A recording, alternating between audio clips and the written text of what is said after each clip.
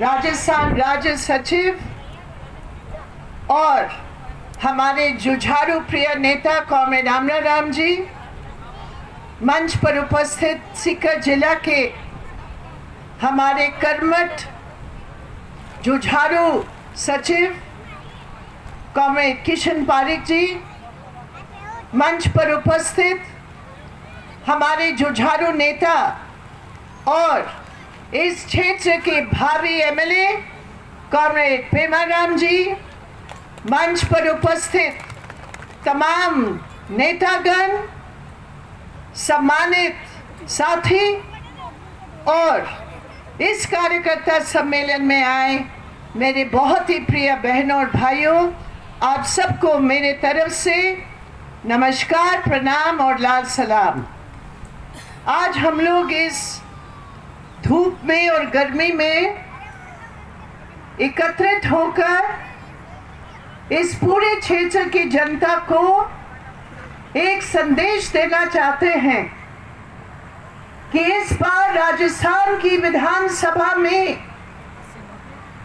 Vote की जो प्रतिनिधि होंगे वो होंगे कॉमरेड पेमाराम, वो होंगे वो साथी जिन्होंने लगातार जनता के बीच नजदीक संबंध रखकर जो हर दुख में साथ दिए, जो हर संकट का हल निकालने के लिए जिन्होंने साथ दिया, वो साथी पेमाराम निश्चित रूप पर इस बार आपके हकदार सिर्फ नहीं, लेकिन आप स्वयं समझ रहे हैं कि अपने हितों की बचाव के लिए कॉमरेड पेमाराम ही हैं जो विधानसभा में आपके इस क्षेत्र की सही विकास के लिए आवाज सिर्फ नहीं कदम भी बढ़ा सकते हैं। इसलिए आज इस कार्यकर्ता सम्मेलन में हम लोग एक शपथ लेंगे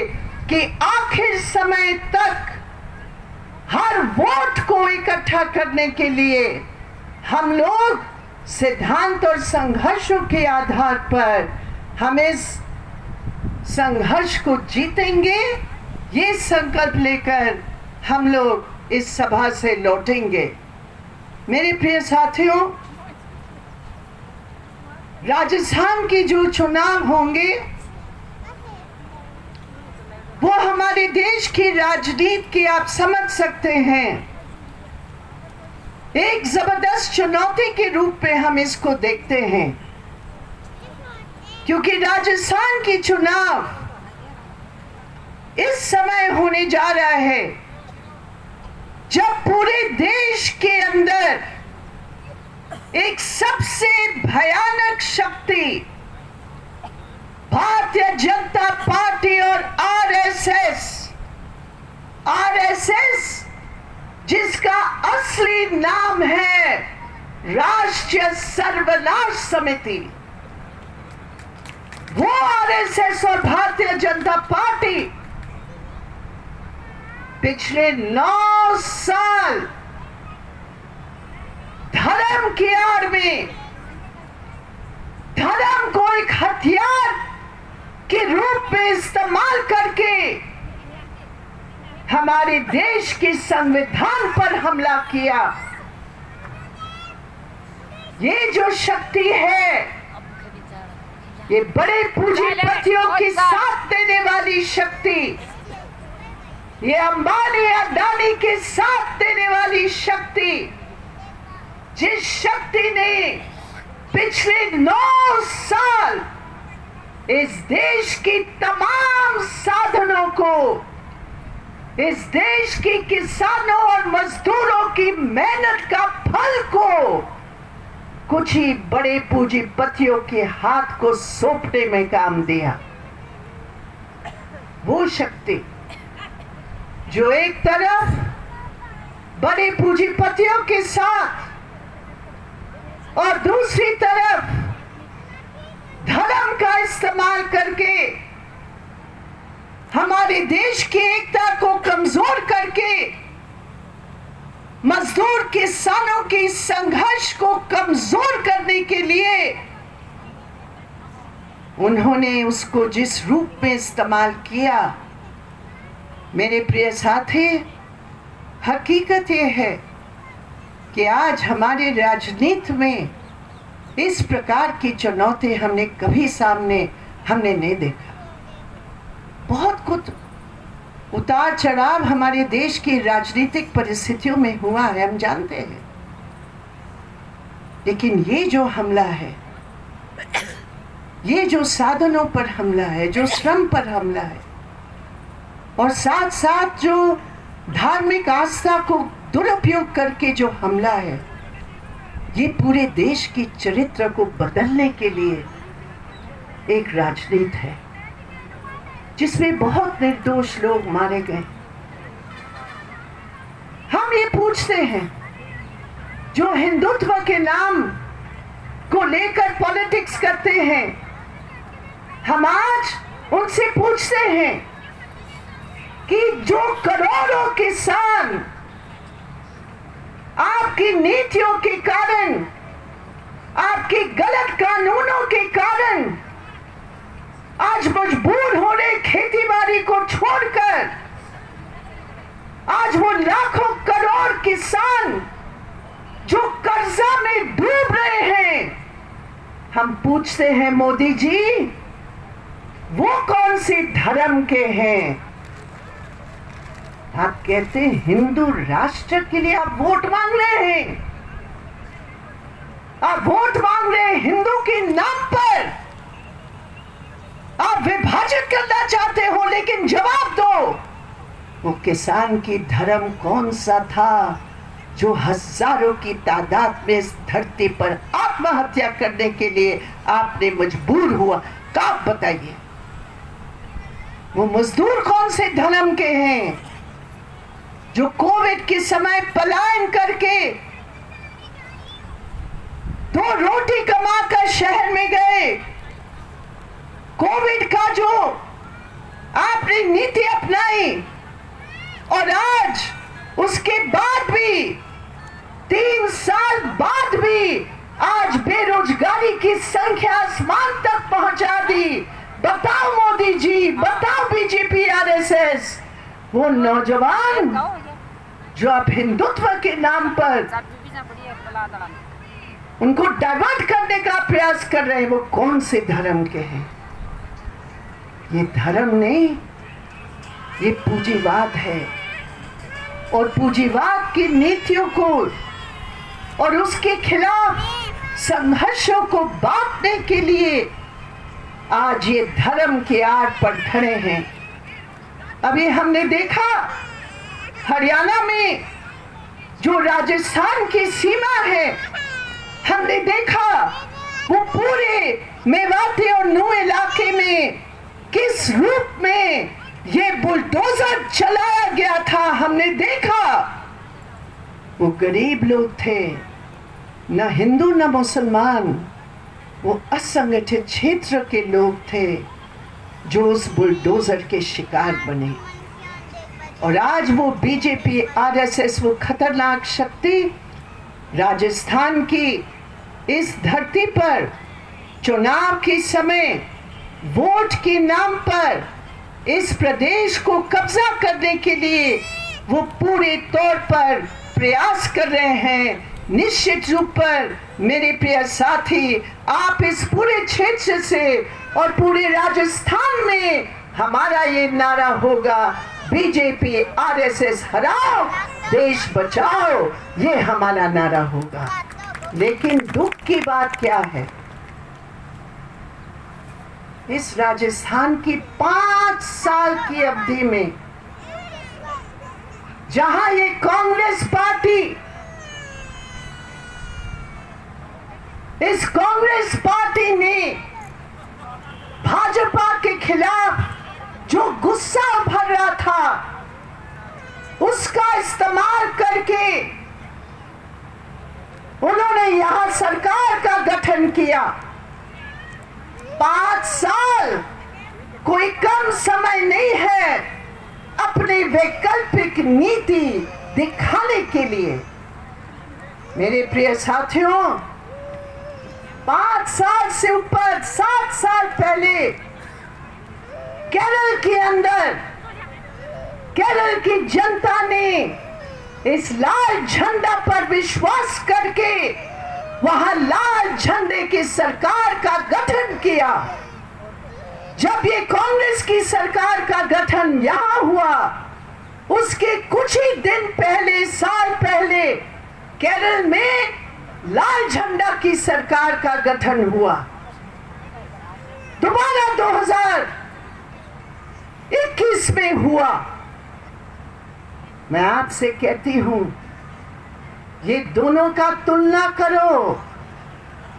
राजस्थान के अंदर भाजपा को हराने के लिए राजस्थान की जनता ने कांग्रेस का सरकार का गठन किया, और केरल के अंदर कांग्रेस और भाजपा दोनों को हराने के लिए केरल की जनता ने वामपंथियों का लाल झंडा का सरकार का गठन किया। उसकी तुलना करो। आज राजस्थान में न्यूनतम वेतन नहीं मिल रहा है। आज राजस्थान में मनरेगा का वेतन भी नहीं मिल रहा है। आज राजस्थान में मजदूर भटक रहा है। आज राजस्थान में जो वायदे किए थे कर्जा माफी की, ये कर्जा माफ नहीं हुआ। ये है राजस्थान। आज राजस्थान में आज भी इस पूरे देश के अंदर दलित और महिलाओं के ऊपर अत्याचार की सबसे अधिक संख्या राजस्थान में है। और केरल में देखो, वैकल्पिक सरकार। भाजपा को हराने के लिए आप लोगों का गुस्सा इस्तेमाल करोगे, लेकिन नीति वही अपनाओगे। अगर दिल्ली में बुलडोजर चला, हरियाणा में बुलडोजर चला, यहां भी बुलडोजर चला, इस दातारामगढ़ में बुलडोजर चला, और यहां अमराराम और पेमाराम और किशन पारिक खड़े होकर उस बुलडोजर को रोका। ये है सही नीति। केरल के अंदर कम साधनों के बावजूद ये वामपंथी सरकार ने खाद्य सुरक्षा के लिए चावल गेहूं के साथ साथ ऐसे दुकानें खड़े कर लिए पूरे केरल में, जिसका नाम है मावेली दुकान। और मावेली दुकान के आधार पर जो भी मार्केट में जो भी दाम में बिकता है, तेल हो, नमक हो, मसाला हो, नारियल हो, सब्जी हो, चीनी हो, उसका 1/3 दाम कम करके वहां की जनता को दे रहे। ये है विकल्प। महंगाई के खिलाफ विकल्प नीति से होती है, और हमें गर्व है कि केरल सरकार ने वो नीति अपनाई जो उस विकल्प को जमीनी तौर पर खड़ा करके वहां की जनता को राहत पहुंचाई। केरल के अंदर हर आदिवासी क्षेत्र में 150 से 200 दिन का काम गारंटीड काम है, न्यूनतम वेतन के साथ। केरल के अंदर न्यूनतम वेतन को बढ़ाकर 700 रुपया न्यूनतम वेतन किया है, जो पूरे देश भर में सबसे ऊंचा न्यूनतम वेतन है। ये है केरल। और राजनीतिक तौर पर ये क्या लड़ेंगे भाजपा आरएसएस के खिलाफ, जो वही नारा देते हैं। कौन सा गुरुजी है, उसको लेकर कांग्रेस का नेता कमलनाथ घूम रहा है पूरा मध्य प्रदेश में वोट बटोरने के लिए। ये क्या विचार की संघर्ष करेंगे बीजेपी आरएसएस के खिलाफ। लेकिन ये लाल झंडा है, ये वामपंथी है, जो केरल के अंदर ऐसे बहु पहलू को लेकर संघर्ष किया कि पिछले विधानसभा के चुनाव में एक भी बीजेपी एमएलए जीत कर नहीं आया। ये है वैकल्पिक नीति और यही मोड़ है। और जब हम राजस्थान की चुनाव का जब विचार करते हैं मेरे प्रिय साथियों, तो ये पृष्ठभूमि को सामने रखकर हमने अपनी दोद की विधानसभा और सीकर के इर्द गिर्द विधानसभा और तमाम जगह पर हमें विचार करने की जरूरत है। पिछले 5 साल में ये कांग्रेस सरकार ने जो हमले किए हैं, आज अगर मुख्यमंत्री समझते हैं, फोटो लगा लिया भैया, जहां जाओ राजस्थान की किसी भी कोने में जाओ, क्या दिखता है? गहलोत साहब की फोटो। भैया पहले तो हमारे जेब से महंगाई बढ़ाकर टैक्स चोरी कर रहे हो, हमें पानी नहीं दे रहे हो, हर नुक्कड़ पर शराब की दुकान खड़ा कर लिया, उसे टैक्स ले रहे हो और टैक्स के आधार पर आप हमारे ऊपर हमला करके अपने सब जगह फोटो लगा रहे हो। फोटो लगाकर 5 साल की पीड़ा भुलाया नहीं जा सकता। ये गहलोत सरकार बेलगाम जिस रूप में उन्होंने 5 साल राज किया, मेरे प्रिय साथियों, अगर इस प्रदेश की राजनीति को बदलना है तो एकमात्र रास्ता है, इस बार इस चुनाव में मजबूती के साथ जहां जहां हंसिया हथौड़ा से तारे के उम्मीदवार खड़े हैं, उनको जिताकर विधानसभा में भेजकर इस प्रदेश की राजनीति को बदलने का काम हमें करना पड़ेगा। और उसी में हम दोद की इस चुनाव क्षेत्र की अगर हम देखते हैं, यहाँ तो अजीब पॉलिटिक्स है। लाल झंडा को हराने के लिए इनका जो